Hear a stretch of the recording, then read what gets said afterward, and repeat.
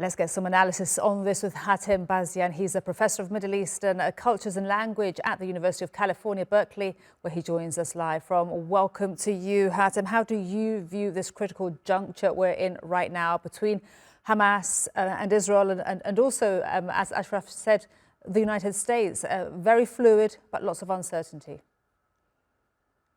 Well, it seems that over the past 2 days, the United States was saying that the negotiations and the offer that was given to Hamas was generous, and they were actually pressuring or wanting both Egypt and Qatar to pressure Hamas to accept the proposal. While Israel was, in essence, either dragging its feet or already voting, on the one hand, to close Al Jazeera, but also on the other, to continue to plan for the Rafah invasion. A few months back, President Biden said that Rafah is a red line. And it seems that this red line has moved very swiftly.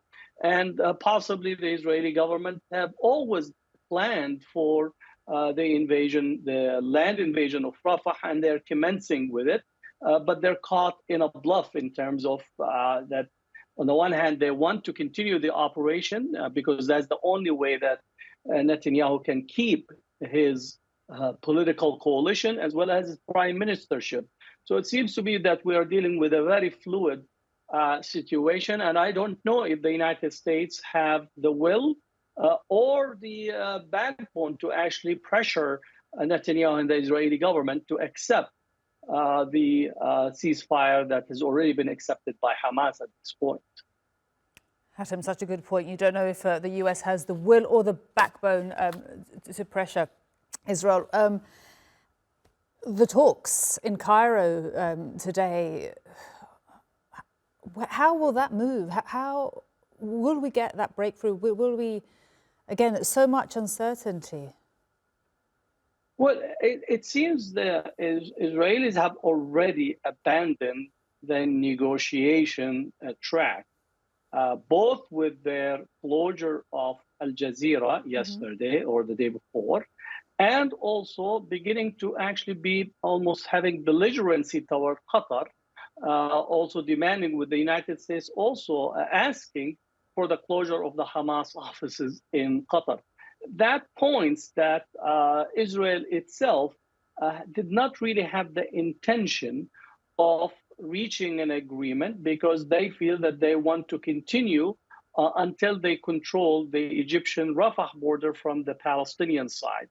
And this seems to be where the Israeli government is heading.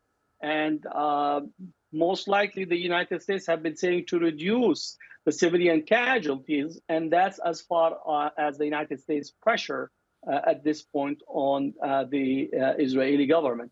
We might get some movement from the Israeli street where the families of those who are still held in Gaza have came out to the streets very strongly. And we might see in the next 12 to 24 hours an escalation within the political streets inside Israel that might be the deciding factor to pressure the Israeli government to accept the ceasefire. So I'm not putting any stock on the United States actually coming to mount any pressure on Netanyahu, considering the political landscape here in the United States and Biden's continued commitment to Netanyahu. It seems that he wants to go with a sinking ship of Netanyahu, no matter where he takes him. And Hatem, at what cost for Biden to go, as you said, to go with that sinking ship of Netanyahu? We were reporting earlier on our program, Gen Z, the young population there in America, how much Biden needs that vote.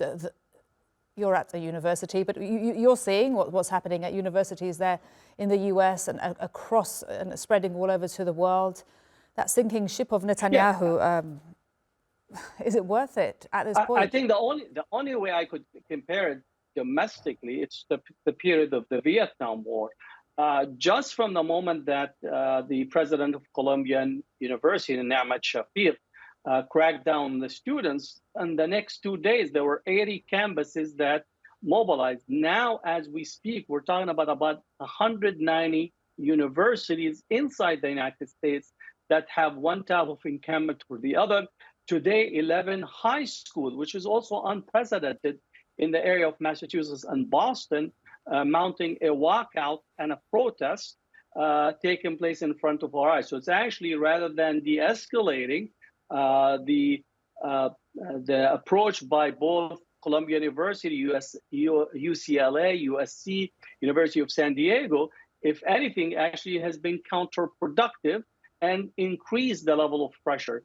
CNN had a poll last week on the population from 18 to 35.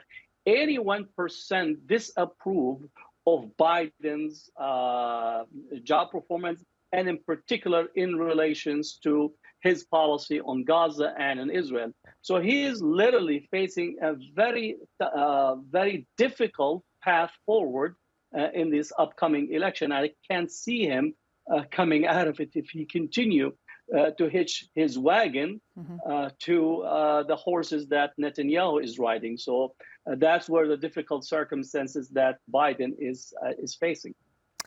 Hatem, fantastic to get your analysis on this critical moment that we're seeing right now in Gaza. Thank you so much, Hatem Bazian. Thank you. You're welcome.